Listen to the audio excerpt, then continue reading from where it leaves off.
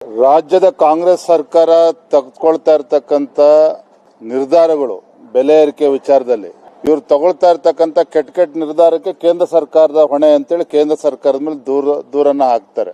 ಆದ್ರೆ ವಾಸ್ತವಿಕವಾಗಿ ರಾಜ್ಯ ಸರ್ಕಾರ ಅಥವಾ ಮಾನ್ಯ ಮುಖ್ಯಮಂತ್ರಿಗಳು ತಮ್ಮ ಗ್ಯಾರಂಟಿಗಳಿಗೆ ಹಣವನ್ನ ಕ್ರೋಢೀಕರಿಸೋದಕ್ಕೆ ಸಾಧ್ಯ ಆಗದೇನೆ ವಿಲಿ ಒದ್ದಾಡ್ತಾ ಇದ್ದಾರೆ. ನಾನಿವತ್ತು ಪ್ರಿಯಾಂಕಾ ಖರ್ಗೆ ಅವ್ರಿಗೂ ಕೇಳ್ತೇನೆ, ರಾಜ್ಯದ ಮುಖ್ಯಮಂತ್ರಿಗಳು ಕೇಳ್ತೇನೆ, ಪಕ್ಕದ ತೆಲಂಗಾಣದ ಪರಿಸ್ಥಿತಿ ಏನಾಗಿದೆ, ಅಲ್ಲಿನ ಮುಖ್ಯಮಂತ್ರಿಗಳು ಏನ್ ಹೇಳಿದ್ದಾರೆ, ಸಂಬಳ ಕೊಡೋದಕ್ಕೂ ಕೂಡ ತೆಲಂಗಾಣದಲ್ಲಿ ಆಗ್ತಾ ಇಲ್ಲ.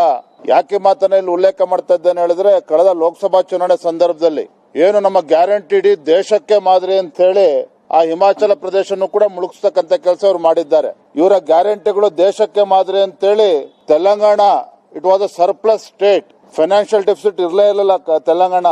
ಇವರ ಗ್ಯಾರಂಟಿಗಳನ್ನ ಅಲ್ಲೂ ಕೂಡ ಅನುಷ್ಠಾನ ಮಾಡಕ್ ಹೋಗಿ ಅಧಿಕಾರಿಗಳು ಸಂಬಳ ಕೊಡಕ್ ಆಗ್ತಿಲ್ಲ ನೌಕರರಿಗೆ.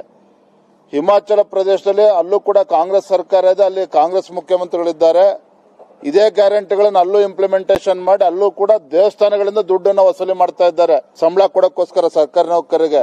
ದೆಹಲಿಯಲ್ಲಿ ಏನಾಯ್ತು, ದೆಹಲಿ ರಾಜ್ಯದ ಜನತೆ ಅಲ್ಲಿ ಆಮ್ ಆದ್ಮಿ ಕೊಟ್ಟಂತ ಗ್ಯಾರಂಟಿಗಳನ್ನ ಬೇಸೆತ್ತು ಆ ಸರ್ಕಾರವನ್ನ ಕಿತ್ತೊಗೆದು ಭಾರತೀಯ ಜನತಾ ಪಾರ್ಟಿ ಅಧಿಕಾರಕ್ಕೆ ತಂದಿದ್ದಾರೆ 27 ವರ್ಷಗಳ ನಂತರದಲ್ಲಿ.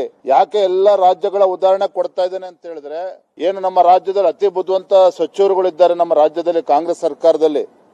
ಮಾತೆತ್ತಿದ್ರೆ ಕೇಂದ್ರ ಸರ್ಕಾರ ನರೇಂದ್ರ ಮೋದಿಜಿ ಅವರ ಮೇಲೆ ಗೂಬೆ ಕೂರಿಸ್ತಕ್ಕಂತ ಕೆಲಸ ಮಾಡ್ತಾ ಇದ್ರೆ, ಇವರ ಹುಳುಕನ್ನ ಮುಚ್ಚಾಕತಕ್ಕಂತ ಸಲುವಾಗಿ ಇವತ್ತು ಕೇಂದ್ರ ಸರ್ಕಾರವನ್ನು ದೂರ್ತಾ ಇದ್ದಾರೆ ಹೊರತು ಒಟ್ಟಾರೆಯಾಗಿ ಒಬ್ಬ ಅನುಭವಿ ಮುಖ್ಯಮಂತ್ರಿಗಳು ರಾಜ್ಯದಲ್ಲಿ ಏನಿದ್ದಾರೆ ಹಣಕಾಸಿನ ವಿಚಾರದಲ್ಲಿ ಎಡವಿದ್ದಾರೆ. ಇವರ ನಿರ್ಧಾರಗಳ ಪರಿಣಾಮವಾಗಿ ಇಡೀ ದೇಶದಲ್ಲಿ ಯಾವ ರಾಜ್ಯಗಳು ಕೂಡ ಇಷ್ಟು ದುಬಾರಿ ಅಲ್ಲ, ಅಷ್ಟು ಹೊರೆ ಜನಸಾಮಾನ್ಯರ ಮೇಲೆ ಬೀಳ್ತಾ ಇದೆ. ಕಾರಣ ಅಂತ ಹೇಳಿದ್ರೆ ರಾಜ್ಯ ಸರ್ಕಾರದ ನಿರಂತರವಾಗಿ ಏನು ಬೆಲೆ ಏರಿಕೆಗಳನ್ನು ಮಾಡ್ತಾ ಇದ್ದಾರೆ.